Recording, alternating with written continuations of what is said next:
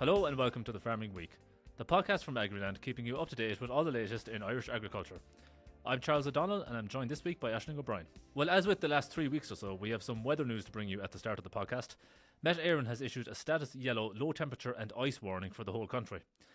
Temperatures are set to drop back between -1 and -3 degrees on Friday night, so to find out more about that, check out our article on Agriland. Now, in case you haven't heard, Bord Bia and its chairperson Larry Murrin continue to be embroiled in controversy over the sourcing of beef from Brazil by Dawn Farm Foods, the company Larry Murrin is the CEO of. Aisling, there doesn't really seem to be any end in sight for this story, and if anything, there's more and more to talk about every day.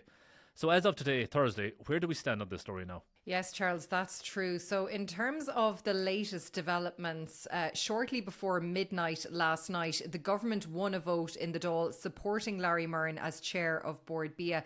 And as we spoke about last week on the podcast, Sinn Féin had moved a Dáil motion last week calling on the government to remove Larry Murrin as chair of the Irish Food Board. A vote on the motion had been deferred until last night, after the government had tabled an amendment to the motion following a heated debate in the Dáil on that subject. Now, the amendment stated that the government retains confidence in Larry Murrin as Bord Bia chair, and that vote passed in the Dáil shortly before midnight, as I said last night, by a margin of 88 votes in favour to 61 against. Now, ahead of that vote, the Irish Farmers Association, which supported the Sinn Féin motion, called on the two main government parties to allow a free vote among their TDs. And former Taoiseach and Independent Senator Michael McDougall also weighed into the controversy this week. He told the Seanad yesterday that he wanted to put it on the record his admiration for Larry Murrin and his gratitude to him for all he's done during his period as chair of Bord Bia. He said that in his strong view, the government should under no circumstances buckle in the face of a politically motivated, personalised campaign against a decent businessman. Now, Fianna Fáil MEP Barry Cowan raised the issue in the European Parliament this week, and he told his fellow MEPs that a personalised campaign had been launched against the Bord Bia chairperson. And speaking to Agriland editor Stella Meehan, who's in Strasbourg this week for the European Parliament's plenary session, Barry Cowan said the issue of farmer representation on governance boards of state bodies has to be addressed. Take a listen. And I think it's incumbent on all parties to act responsibly, get back to the table, resolve the issues, even as I said in the Parliament yesterday. If that involves further representation on governance boards, so be it. But ultimately, we want everybody to be included in a process where we move together and forward. And that was MEP Barry Cowan speaking to Agriland editor Stella Meehan there in Strasbourg this week. Back home, and 3 county councils, Charles, passed motions this week backed by the IFA calling on Larry Murrin to resign or be removed as Bord Bia chair. Those were Carlow, Wexford and Wicklow county councils. And this all comes as the IFA protest at Bord Bia headquarters in Dublin, which began on January 26th. Continues, and as we're recording, 5 members of the IFA remain inside the building itself. Now, the farm organisation believes that Larry Murrin's position as chair of Bord Bia is untenable, and they have said that farmer confidence will only be restored with his removal. And of course, as we know, Larry Murrin, the Minister for Agriculture, the Taoiseach and the Taoiseach have all expressed full confidence in Larry Murrin and his position as well. And of course, as we know, this controversy has erupted following the confirmation that Larry Murrin's company, Dawn Farm Foods, imported 1% of its beef supply from Brazil in 2025, which it said was to, I suppose, meet contingency requirements for its supply contracts with customers around the globe. Now, the Joint Oireachtas Committee on Agriculture and Food met farm organisations on Wednesday evening to discuss the potential for loss of confidence in the Irish beef sector. That's how the meeting was framed anyway. But the committee heard from representatives from the IFA and from the Irish Cattle and Sheep Farmers Association, the ICSA. Now, the Irish Creamery Milk Suppliers Association, the ICMSA, wasn't at the meeting in person but did make a submission to the committee. But as I said, what was billed for the meeting, really, it primarily did boil down to a meeting about the chair of Board Bia, with questions raised about conflicts of interest, importing beef from Brazil, and the confidence of farmers in Board Bia. And the IFA had requested this meeting following the appearance of Larry Murrin before the committee himself last week. And the farm organisation said following that appearance, it had drawn up 10 points that it had raised concerns about following that evidence that was given to the committee. And President of the IFA, Francie Gorman, told the committee yesterday evening that since Larry Murrin addressed it last week, other issues had arisen. Take a listen. Since the committee hearing last week, another significant issue has arisen. The Irish Food and Drinks website, which is curated by Bord Bia, stated that Dawn Farm Foods was accredited under the Bord Bia Meat Quality Assurance Scheme. When we questioned this, it turned out that Dawn Farm Foods is not part of this scheme. The website has since been amended by Bord Bia. The appropriate Bord Bia quality assurance standard that would now apply to Dawn Farm Foods is the food processor standard. According to Bord Bia's website, there are currently over 500 food and agribusinesses who are members of this or similar schemes in Ireland. Dawn Farm Foods is not one of them. And that was IFA President Francie Gorman there. In its submission to the Oireachtas Committee, the ICMSA said a resolution to the current issue in relation to Bord Bia needed to be found immediately, and the focus return to the many other issues facing the farming sector. While the ICSA called for wider change at board level in Bord Bia, in general it wants to see more farmers on the board of the organisation. And ICSA President Sean McNamara also outlined the anger of farmers around the country about this issue as well. Now, the issue surrounding Bord Bia has sort of sprawled across a range of other issues. One of those is the development this week that Minister for Agriculture Martin Heydon has called key agri-sector stakeholders, including farm organisations, to a roundtable meeting or discussion, which the Minister is hoping to have by the end of the week. The meeting is officially about a range of different issues, but it's understood that the Bord Bia controversy will very much dominate that meeting. What has the Minister said here, Aisling?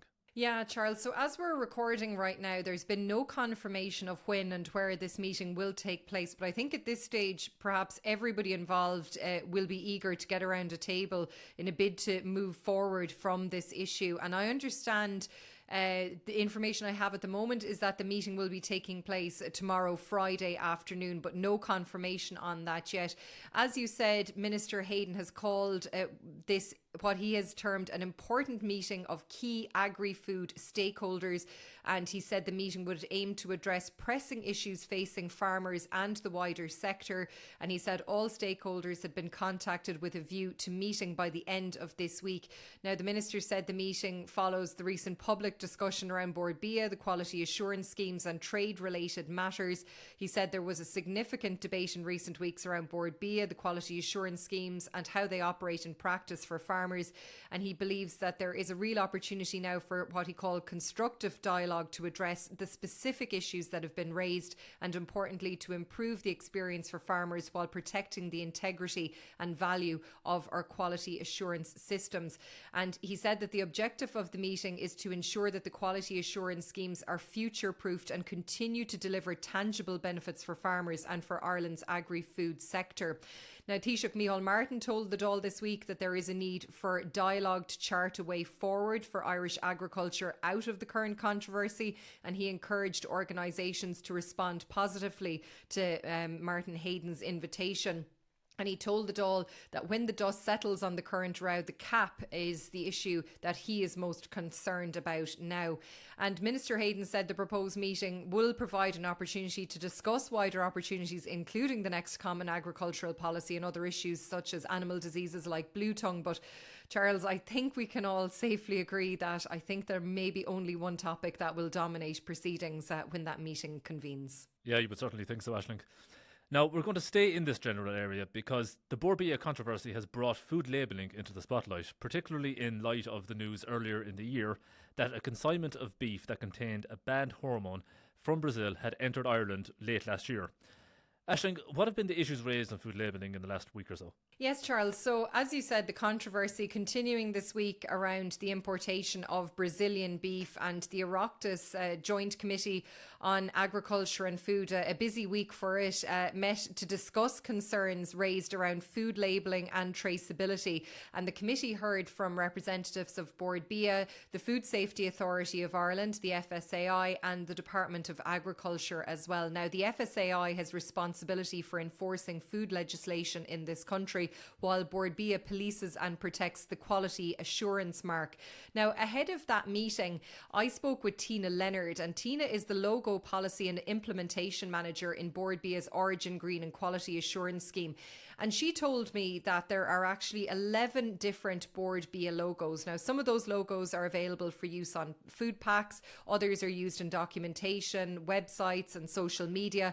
And also there are different logos as well to denote different jurisdictions covering Ireland and Northern Ireland.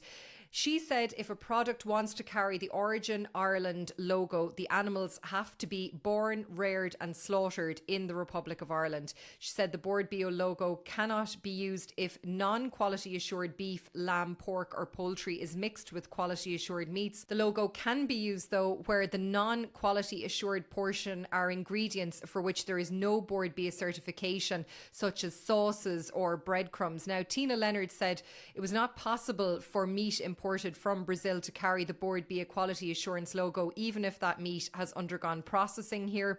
And along with farm and factory audits, she said that Board Bia carries out a retail audit 4 times a year across each of the country's main retailers, Aldi, Lidl, Dunnes Stores, SuperValu and Tesco. And during those quarterly audits, around 3,000 products are examined by Board Bia. And since 2021, there have been 9 instances of non-compliance with Board Bia's logo use policy.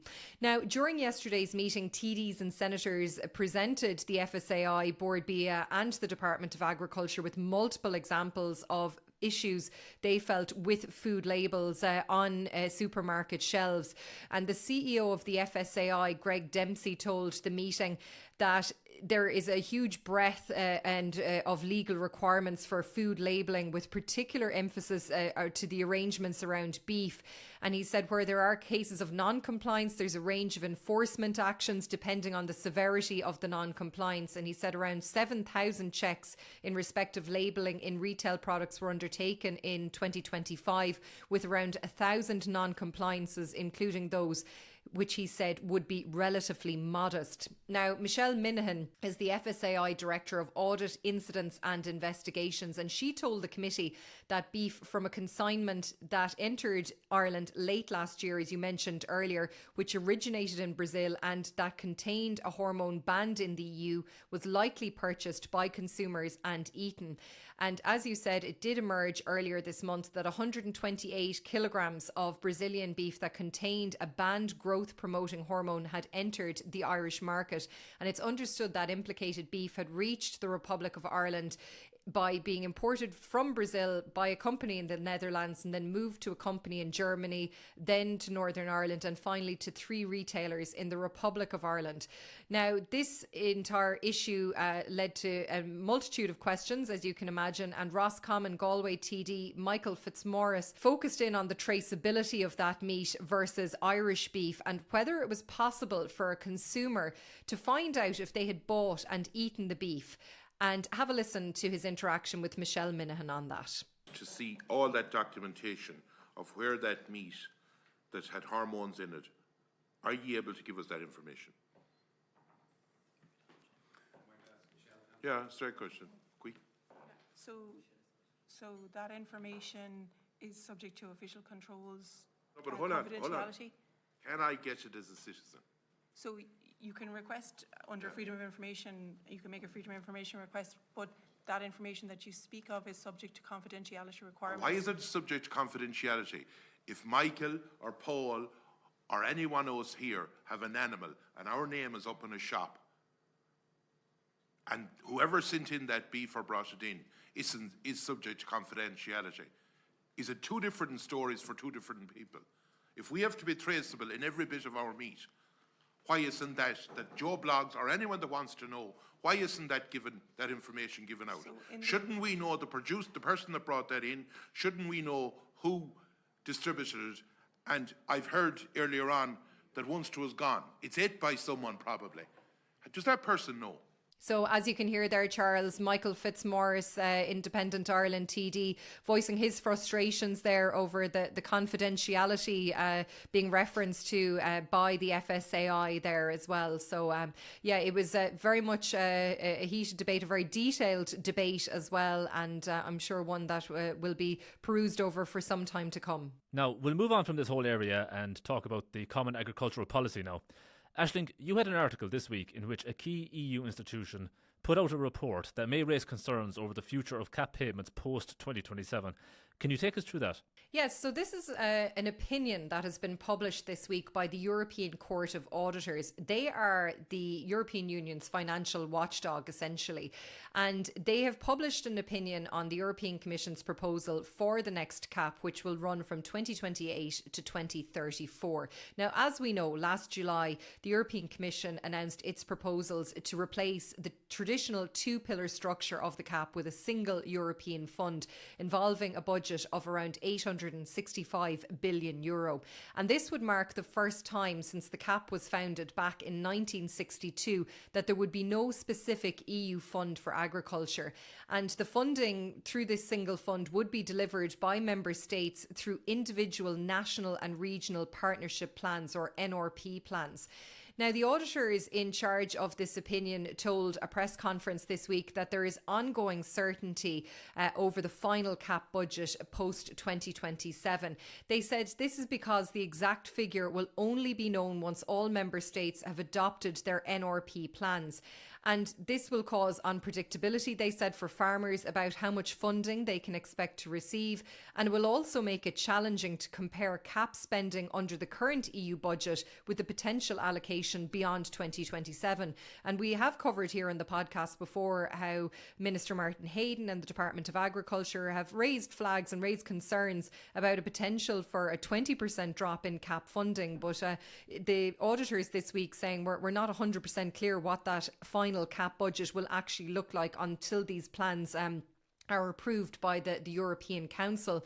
And among the other key risks identified by the auditors with the current proposal are what they call a complex CAP structure and decision-making process, which include the European Council and these national plans as well. And the auditors said this will risk creating uncertainty and delaying the delivery of funds, and could ultimately undermine the European Commission's goal of simplification for farmers. And the auditors welcomed that the proposal has relatively few changes to the type of CAP measures available to member states. And they did say, obviously, countries are going to be given flexibility to design their plans so that they can actually address individual challenges, including tailoring them to farmers' needs in their own country, which has been an issue up till now, because it was, the point was made that a farmer in Finland or Greece or Ireland, they're not all going to have the same concerns or issues. So there is positivity as well in this auditor's opinion. But they also said this approach could also risk the common character of the CAP, and they said a significant divergence among member states could actually hamper the alignment of CAP spending with EU priorities, and could lead to a distortion of competition in the single market and create an uneven playing field as well, depending on what areas member states will target their funding towards. Now, the opinion calls on the Commission to clearly outline what its steering role would entail, so essentially how they will interact with member states about these plans as well. And the auditors warned that simplification should not come at the cost of accountability, and they pointed to the need for all funds from CAP to be traceable from EU accounts down to the final beneficiaries, such as farmers. And they did note as well that efforts towards simplification, including a suggestion to merge the eco schemes and agri-environmental and climate measures, were positive, but they said that all of these efforts could be undermined by the fact that the CAP interventions are scattered across several legal proposals which could cause confusion for member states as well. And look, in summarising their proposal for journalists this week, the auditors said in one sentence, the proposal on the table is not completely ready yet to be harvested. And Copa Cogeca, the European umbrella organisation representing farmers and agri-cooperatives this week, responding to the opinion, said that the European Court of Auditors has confirmed their alarm over the proposals for the next CAP as well. So Charles, that opinion from the auditors now will be presented to the European Parliament and to the European Council as well, as they continue examining the proposals around the next CAP from the Commission. Now, that isn't the only EU-related news this week. As Aisling mentioned earlier, Agriland editor Stella Meehan has been reporting from Strasbourg this week as a full session of the European Parliament takes place. That session saw some key votes that impact the agri-food sector, including on the EU-Mercosur trade agreement. Can you tell us what happened, Aisling? Yes, Charles. So the European Parliament this week backed new safeguards for farmers that will be built into the EU-Mercosur trade deal if the agreement comes into force in the future. Now, as we know, as part of this controversial trade deal, there would be 99,000 tonnes of Mercosur beef entering the EU market at a 7.5% tariff, which, as we know, has created great concern among farmers across the EU. And in a bid to address those concerns, the European Commission has put forward so-called safeguards which aim to protect the EU's agriculture sector from market distortion should Mercosur imports affect the domestic market here. Now, the adopted safeguard measures stipulate that the European Commission will launch an investigation into the need for protection measures when imports of sensitive agricultural products, which include poultry, beef, eggs, citrus and sugar, increase by 5% on a 3-year average. This applies if at the same time import prices are 5% below the relevant domestic price. An investigation may also be requested by a member state, a person representing the industry or an industry association in case of a threat to the industry concerned. That's all part of the safeguards as well.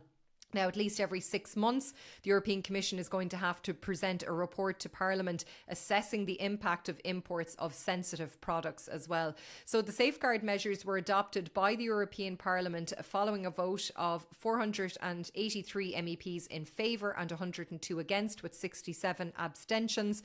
Sinn Féin MEPs Kathleen Funchion and Lynn Boylan, along with independent MEP Luke Ming Flanagan, were the only Irish MEPs to vote against these safeguards. And speaking to Agriland editor Stella Meehan at the European Parliament this week, Kathleen Funchion said that she does not have confidence in the European Commission to implement the safeguard measures. Take a listen. I think when you're talking about safeguards, you're in a dangerous zone, because you're in a zone that you're accepting a lot less than what you should be accepting. I also think if you look at the EU's track record on other agreements and how they have met their criteria and obligations, they've totally failed. So I wouldn't have any confidence that if you needed to invoke these safeguards, that they would actually be done. And that was Sinn Féin MEP Kathleen Funchion speaking to Agriland editor Stella Meehan in Strasbourg this week. Now, Charles, the new rules need to be approved still by the European Council, and they would then apply if the EU-Mercosur interim trade agreement comes into force. And as we know, currently the trade deal has been referred to the European Courts of Justice for a legal opinion on whether the agreement complies with EU law. Now, the Department of Agriculture is seeking tenders for the provision of trained operatives to assist in badger capture and inspections as part of the effort to control TB.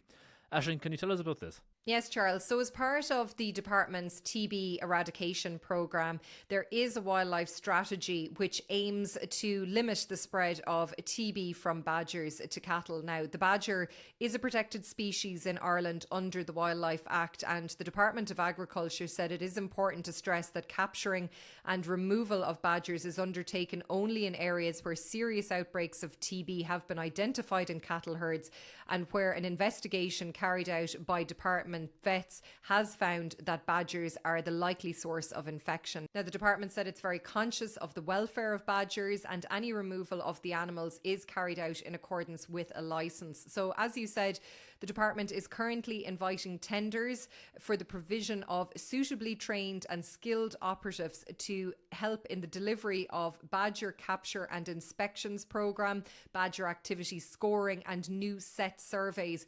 And the tender outlines that are around 200 operatives may be required to perform all of these duties. And the services are generally required, we're told, between September and June, but may be required throughout the entire year.